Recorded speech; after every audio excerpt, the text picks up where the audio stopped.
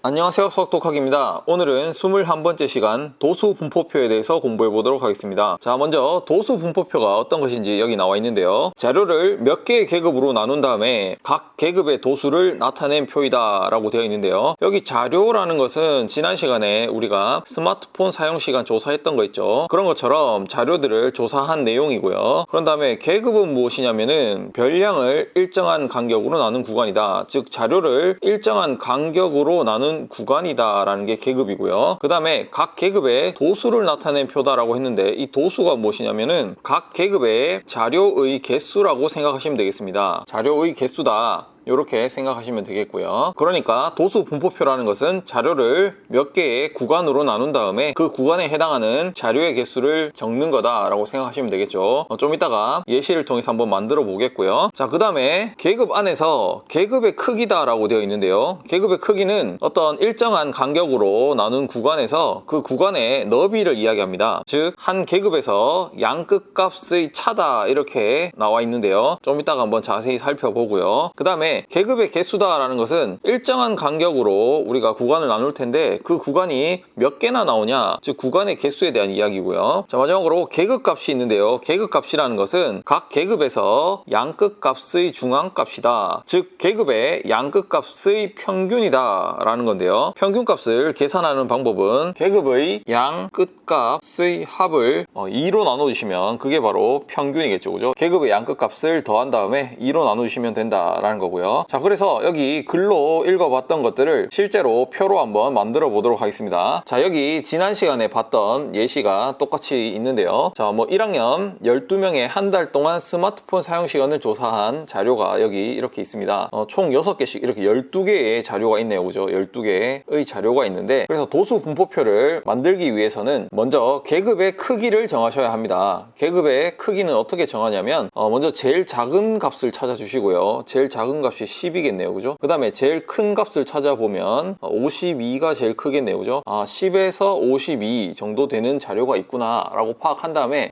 그러면 계급의 크기는 어느 정도로 하면 되냐 라고 하면 크기는 10 정도로 잡아보겠다, 이렇게 잡아보는 겁니다. 그러면은 자료를 어떻게 나눌 거냐면 10에서부터 20 사이의 값을 나누고요, 20에서 30 사이, 30에서 40 사이, 이렇게 계급의 크기가 10이 되도록 해보겠다는 겁니다. 자, 여기서 계급의 크기를 5로 한다면은 10에서 15 사이에, 그 다음에 15에서 20 사이에 이런 식으로 나눌 수도 있겠죠, 그죠? 보통 이것을 계급의 크기를 어떻게 정하냐면 계급이 5개에서 한 15개 정도 나올 수 있도록 해주시면 되는데요. 지금은 계급의 크기를 10으로 했을 때 계급이 한 5개 정도 나올 것 같기 때문에 10으로 한번 해보도록 하겠습니다. 자, 그래서 이쪽 칸에 계급을 적어 줄 텐데요. 그 계급의 이름이 스마트폰 사용 시간이죠, 그죠? 그래서 사용시간 이렇게 적어주고요. 이 칸의 의미는 계급을 의미한다 라는 거고요. 계급. 자, 그래서 계급은 10에서 20 사이를 한번 잡아보겠다 라고 했을 때 여기서 중요한 포인트가 있는데, 10은 포함하고 20은 이 구간에 포함시키지 않을 거라서 10 이상 20 미만이다, 이렇게 적어줄게요. 그래서 자료에서 10부터 시작해서 19까지 해당하는 자료들은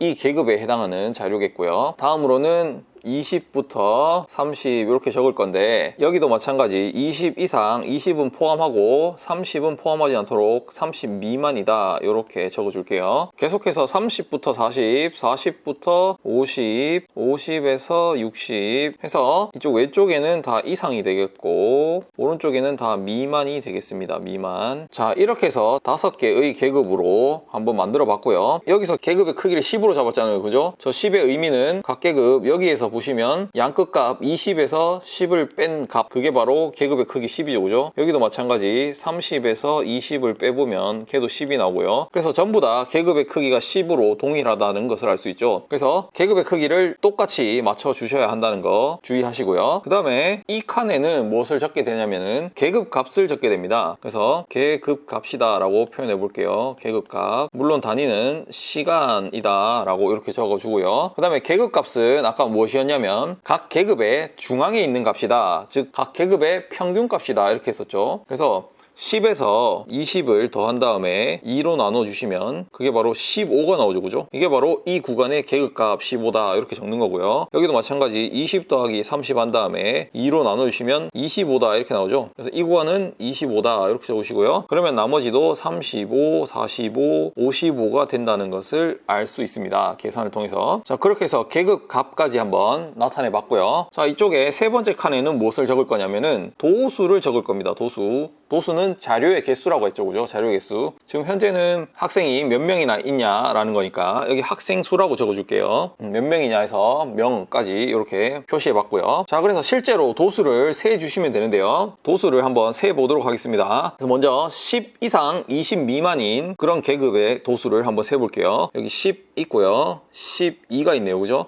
그래서 현재 2명이 있죠. 그죠? 2명. 그러면 여기에 2명이다 이렇게 적어주시면 되겠고요. 그 다음에 20 이상 30 미만, 얘들도 해보죠. 20 이상 30 미만은 하나, 둘, 셋, 셋밖에 없죠. 그죠? 그럼 여기 3명 이렇게 적으시면 되겠고요. 30 이상 40 미만 하나, 둘, 셋, 넷 이렇게 4명 있네요. 그죠? 4명이다 이렇게 적으시면 되겠고, 나머지 40 이상 50 미만 그러면 하나, 둘 해서 2명 있겠네요. 2명 적으시면 되겠고요. 그 다음 마지막으로 50 이상 60 미만은 여기 하나밖에 없죠. 그죠? 하나, 여기 딱 하나 있네요. 그래서 1명이다 이렇게 적어주시면 되겠습니다. 자, 그래서 여기 나머지 제일 밑에 있는 빈칸에는 합계를 적을 건데 합계다 이렇게 적어주시고요. 그래서 도수의 총 합을 여기에 적어주시면 되는데, 지금 12명의 한 달 스마트폰 사용 시간을 조사한 거니까 다 더해서 12가 나와야 되겠죠. 그죠? 계산해 보겠습니다. 이게 둘이 더하면 5고요. 그 다음에 이렇게 더해서 9, 이렇게 돼서 11, 이렇게 돼서 12가 나오네요. 그죠? 12다. 그러면 제대로 조사했구나 이렇게 생각하면 된다는 겁니다. 자, 이렇게 해서 자료를 실제로 도수분포표로 만드는 것을 한번 해봤고요. 자, 이렇게 해서 좀 전에 도수분포표를 만들어 봤던 것들을 여기에 글로 한번 정리해 봤으니까 한번 읽어보고 넘어가도록 하겠습니다. 자, 제일 먼저 계급의 크기를 정하기 위해서 가장 큰 별량과 가장 작은 별량을 찾아야 되겠죠. 그죠? 아까 전에 10과 52 찾았던 거 기억하시죠? 그 다음에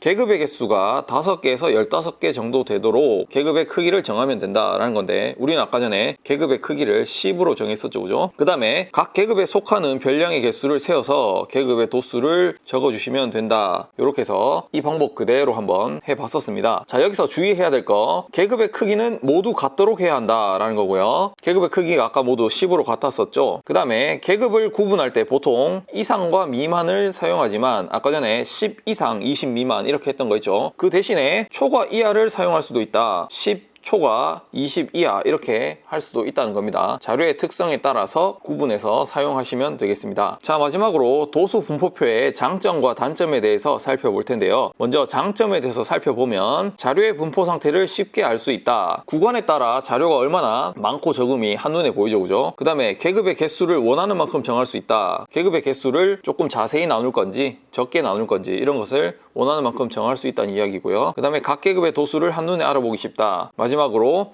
자료의 개수가 많거나 분포하는 범위가 넓을 때 자료 정리하기에 유용하다. 이렇게 장점이 있고요. 다음으로 단점에 대해서 살펴보면, 자, 각 계급에 속하는 자료의 정확한 값은 알 수 없다. 이게 중요하죠. 그죠? 우리가 계급 값이라고 해서 아까 전에 각 계급의 평균 값을 냈던 거 기억하시죠? 그래서 계급 값은 알 수 있지만 정확하게 그 각 계급이 실제로 얼마의 값을 가지는지는 도수 분포표만으로는 알 수 없다는 거고요. 그 다음에 계급의 개수가 너무 적거나 많으면은 자료의 특성을 파악하기 어렵다라고 되어 있습니다. 그래서 계급의 개수가 너무 적어도 특성을 잘 파악하기 어렵고 많아도 파악하기 어렵기 때문에 계급의 개수는 5개에서 15개 정도로 하는 게 적당하다라는 것을 말씀드립니다. 자, 이렇게 해서 오늘 도수 분포표가 무엇인지에 대해서 실제로 만들어 봤고요. 오늘 내용 잘 복습해 주시고 문제 풀어 주시기 바랍니다. 수고하셨습니다.